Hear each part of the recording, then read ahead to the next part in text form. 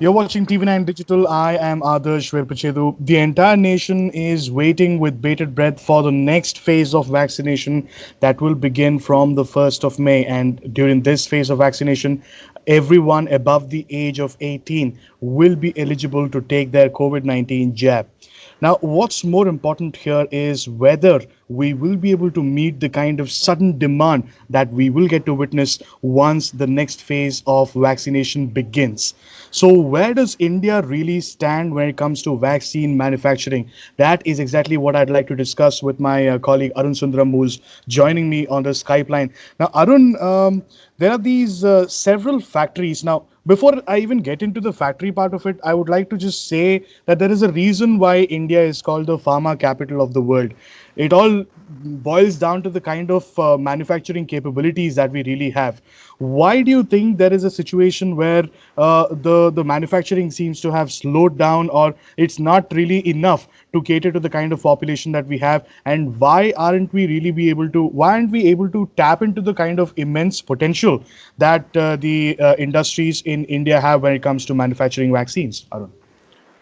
Good afternoon, Adarsh. Nice to connect with you once again.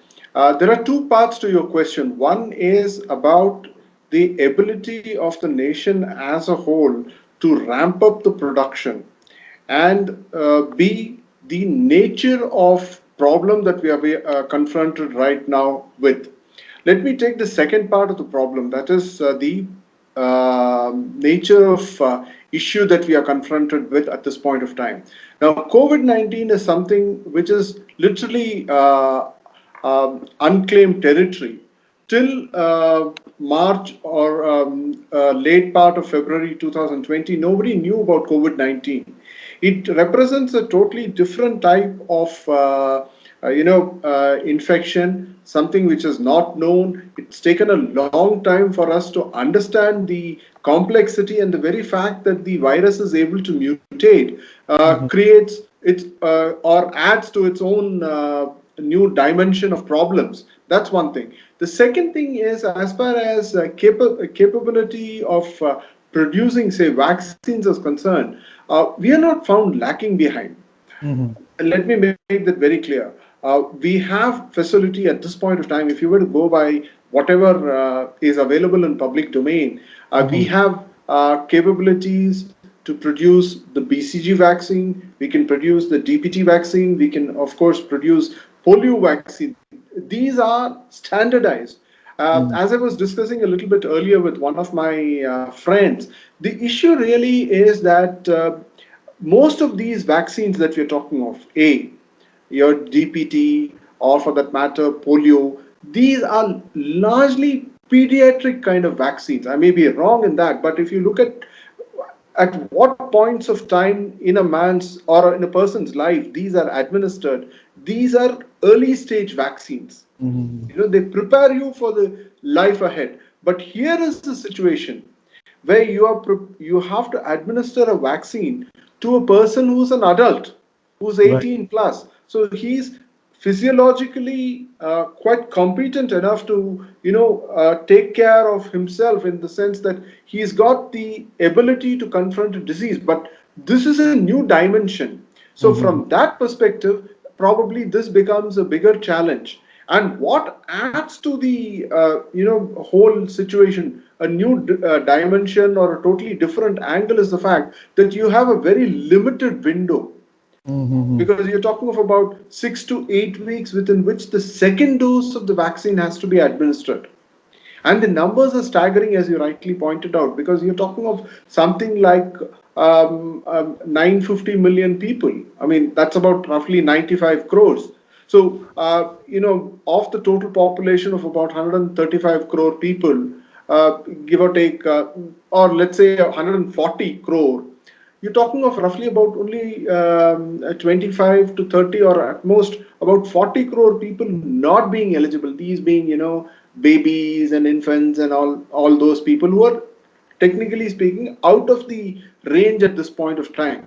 Mhm. So 950 million or 95 crore people, that is include people of the age group of 18, 20, 25, 40, 50, 60. So that represents a very big and a complex challenge as far as vaccine In production is fact, just concerned. taking forward that very point, you were speaking about how there is at least 950 million population that needs to be inoculated. So two doses is double that. So we need crores of vaccines, so to speak. Bottom line, currently we have Bharat Biotech saying that they are in a position to manufacture about 70 crore vaccines at the end of the year. You also have Adar Punawala saying that production of vaccination will be ramped up. Coming back to Bharat Biotech, they're talking about four new facilities that will be opened up. My fundamental question is, where were these four facilities up until now? Why weren't they used so far, and why are they being used only now? Shouldn't we have used these facilities a little while ago, so that we'd not be in a position right now where a lot of centers across the country are shutting down because they're saying that they don't have enough vaccines? So are we underutilizing our resources and our core competence, is my question, sir.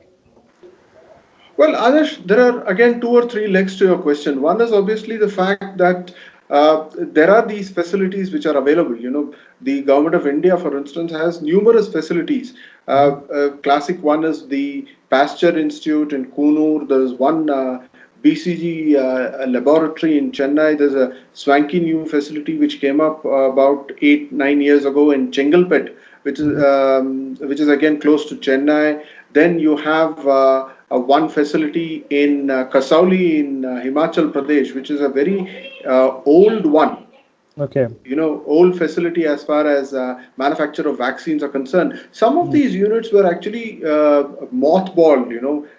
This was a decision probably taken way back in 2008, and the government decided that, look, they have perhaps outlived their existence.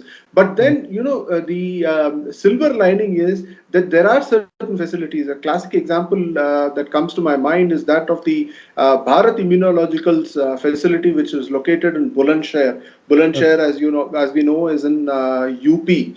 Yep. And this is a very interesting facility because prima facie, I was doing some reading about it, and I'm given to believe that this facility of Bharat Immunologicals, which is actually a government of India undertaking, which is a public sector unit, it Mhm. is also listed on the stock exchange.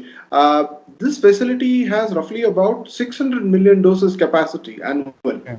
And right now, they're probably doing about 250 million doses of So, so then uh, the most obvious question that comes to my mind is, why aren't we using them if we well, have such the, facility? the the Bharat Immunological facility, along with two more facilities, one at the Indian Immunological. Indian Immunological, remember, is the arm which has been floated by the National Dairy Development Board, which is associated with your Operation Flood and Mother Dairy and all that. So that is one facility that is available to us in Telangana. And then you have the facility of Bharat Immunologicals at Bulandshahr in UP. But again, the question is, the real worry, if you were to say, is that this window is very limited. Okay. If I had, see, I mean, I'm not a physician by profession, but we all know, take for instance, the polio vaccine that is administered twice a year. It is Mhm. administered once in the month of February and then once again in the month of November. Okay. Now, you have sufficient time within which perhaps the vaccines can be produced and they can be, moved around and the logistical issues taken care of. But Not in when the it case of comes to COVID-19. COVID-19, I don't have that now. I have only a 6 to 8 week window within Right. which the second dose has to be administered. And Right. what makes the whole thing a little bit of a issue is the fact that if I have taken one particular vaccine, I have to be inoculated with the same vaccine the second time. Yes. Yes. I can't, have Okay. another this thing. So it makes things a little bit difficult. So probably we'll have to wait and watch if imports are permitted and imports are pushed through. That could be a silver lining as far as this whole exercise is concerned. But I mean, look at it: 950 million people, 95 crore people. US doesn't have even one third the population. Continental Europe doesn't have one, just has about one third the population. Mm. The numbers are staggering. And the fact is that I need to protect each and every one, right? So it becomes that much more a challenge for anyone. Mm. Mm. So until perhaps the time that you get yourself, or for that matter, your family members, or for anyone else getting inoculated, the best way is to wear a mask, to avoid crowded places, exercise regularly, and exercise a lot of care. I Right. mean, easiest symptoms of cough, cold, don't overlook it. Mm. Ensure that you are fit, because these are testing times. And the Correct. best way is to take the decision to take care of your health into your own hands. Don't depend on certain other people to advise you. Wear a Mm. mask, and ensure that there is good amount of hygiene that you follow, because once you are able to do that, probably you are getting your first line of defense. The inoculation is the second line. Second line, indeed. So there you have it. Bottom line really seems to be that we can only sit back and hope that the central government does something on the lines of imports, ensuring that the pharmaceutical ingredients, the equipment that our industries need to go ahead and manufacture these vaccines are provided to them, and that we are able to tap into the kind of potential that we really have. But as my colleague Arun just pointed out, till that time, what we really have with us are those three weapons in the form of universal masking, compulsory hand hygiene, and yes, social distancing. Make sure you're armed with these three weapons at all points in time, even if you've really taken your shot of vaccine. With that, it's a wrap on this small discussion. Many thanks, Arun, for joining us once again. Do stay safe, and thank you for joining us.